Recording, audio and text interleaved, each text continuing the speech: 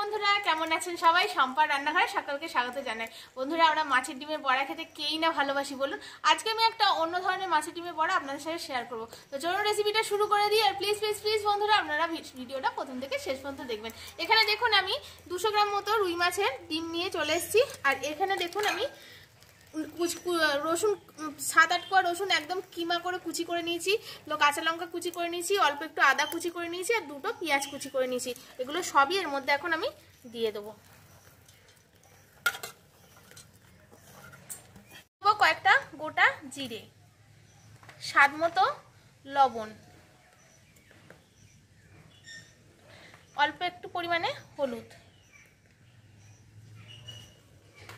আর এখানে 2 চামচ মতো বেসন দিয়ে দেবো। বেসনটা খুব একটা বেশি দেবেন না বন্ধুরা, তাহলে কিন্তু আবার ডিমের স্বাদটাই ভালো বোঝা যাবে না। যেটা খুব ভালো করে আমি এখন মেখে নেবো। আগে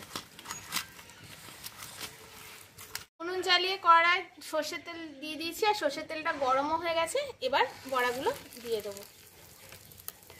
এই পাতলা মুসুর ডালের সাথে যদি বর্ষাকালে থাকে এরকম গরম গরম মাছের ডিমের বড়া, তাহলে বলুন তো বন্ধুরা, এক থালা ভাত এই দিয়েই খাওয়া হয়ে যাবে।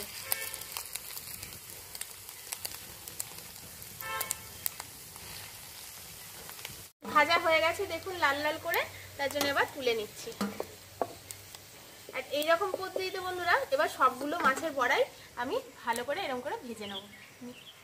মাছের ডিমের এইরকম বড়া বন্ধুরা এত টেস্টি হয়, ভাজতে ভাজতেই আমাদের অর্ধেক খাওয়া হয়ে গেছে বন্ধুরা।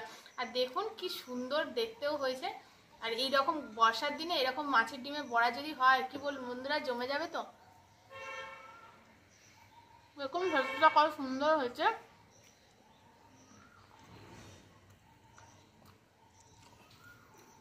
দারুণ হয়েছে বন্ধুরা, দারুণ। এরকম পদ্ধতিতে পেঁয়াজ রসুন কাঁচা লঙ্কা দিয়ে ডিমের বড়া করে আপনারা খেয়ে দেখুন বন্ধুরা, বাড়িতে দেখবেন খুবই সুন্দর খেতে হয়। আর আমার চ্যানেলে এরকম নিত্য নতুন নতুন নতুন রেসিপিতে প্লিজ বন্ধুরা আমার চ্যানেলটিকে সাবস্ক্রাইব করে শেয়ার লাইক কমেন্ট করে রাখবেন। পাশ থেকে বেল আইকনটা প্রেস করে রাখবেন, যাতে আমাদের ভিডিও সবার আগে আপনাদের কাছে পৌঁছে যায়। যারা ফেসবুক থেকে দেখছেন, রেসিপিগুলো ভালো লাগলে পেজটিকে ফলো করে রাখবেন।